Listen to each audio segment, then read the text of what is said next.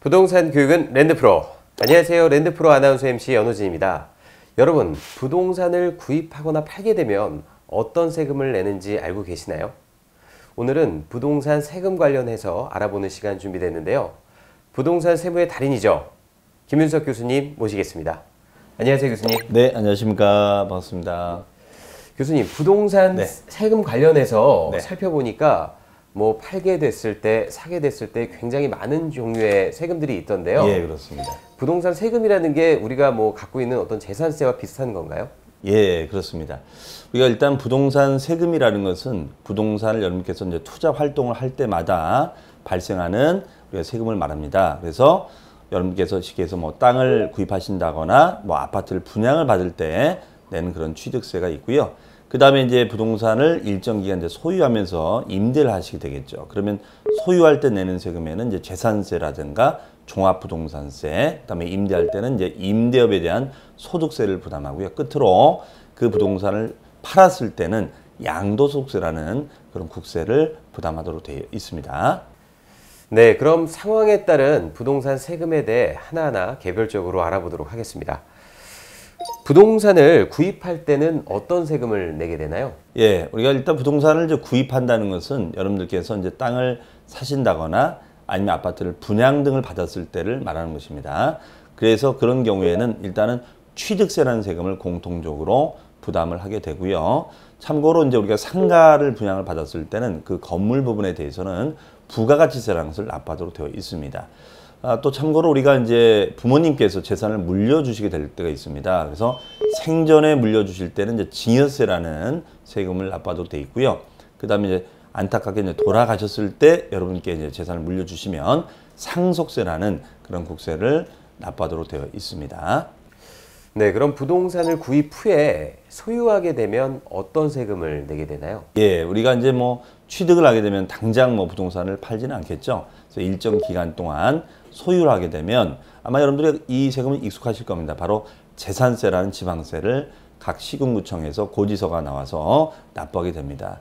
다만 이제 그 중에서도 우리가 주택이라든가 일정 요건의 토지를 과다하게 소유하고 계신 분들이 계시다면 그런 분들은 이제 종합부동산세라는 국세를 추가적으로 납부하도록 되어 있습니다.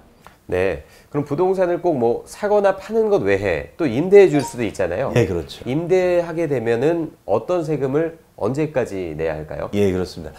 자, 우리가 흔히들 요즘은 이제 수익형 부동산이라고들 얘기합니다. 수익형 부동산이라는 것은 즉 일정 기간 임대를 통해서 임대 수익이 나오는 것을 말합니다. 그래서 특히 여러분들께서 소액 투자로 수익형 부동산인 뭐 상가라든가 아니면은 오피스텔 아니면 원룸 이런 것들을 많이들 생각하시는데요. 그런 경우에는 이제 매월 임대료를 받게 되겠죠. 그럼 그 임대료 수입에 대해서는 우리가 그 1년이 받은 임대료에 대해서 다음에 5월 1일부터 5월 말까지 종합소득세라는 걸 통해서 신고 납부를 하도록 되어 있습니다. 네, 교수님. 네. 뭐 모든 부동산인들의 꿈이겠지만 네. 내가 갖고 있는 부동산이 굉장히 올랐어요. 네. 그래서 이 부동산을 팔게 된다. 네. 그러면 또 어떤 세금이 발생되게 되나요? 예, 바로 이제 방금 말씀하신 대로 우리가 싸게 부동산을 사가지고 시세가 많이 올라서 시세 차익을 남긴다면 그야말로 여러분들께서 가장 좋은 투자를 하시게 되는 거겠죠. 그런 경우에는 우리가 양도소득세라는 그런 국세를 납부하도록 되어 있습니다. 그래서 양도소득세라는 것은 상가나 우리가 아파트 등을 팔 때는 우리가 이제 매매계약서를 쓰게 됩니다. 그럼 그 매매계약서에 이제 여러분들 계약금, 중도금, 잔금을 치르게 되는데요. 그 잔금을 치른 날에 속한 달의 말로부터 2개월 이내에 신고 납부하도록 되어 있습니다. 예를 들어서 만약에 잔금 날짜가 6월 20일이다 라고 한다면 20일이 속한 날의 말일이니까 6월 30일이 되겠죠. 그럼 6월 30일이 속한 날의 말로부터 2개월이니까 8월 31일까지 주소지 세무서에다가 신고 납부를 하시면 완결이 된다. 이렇게 볼 수 있겠습니다.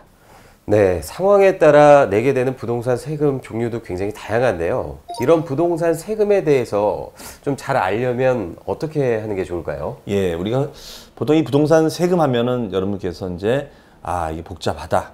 자주 바뀐다. 뭐 이런 부분들이 있습니다. 그래서 우리 부동산 초보 투자자가 가장 먼저 좀 염두에 두실 점은 일단 부동산 세금이 우리 일상생활에 쓰지 않는 이런 특이한 용어들이 있습니다. 아까 말씀드렸던 양도소득세, 양도란 단어.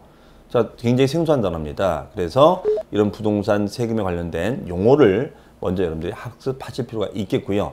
그 다음에 세법은 이게 생물 시장이다 보니까 매년 자주 개정이 됩니다. 그래서 개정된 세법에 대해서도 여러분들이 뭐 신문을 통해서 아니면은 인터넷 뉴스 등을 통해서 아니면 또 강의를 통해서도 여러분들이 확인해 보시면 아마 그 부분이 실전 투자하실 때 많은 도움이 되지 않을까 생각합니다.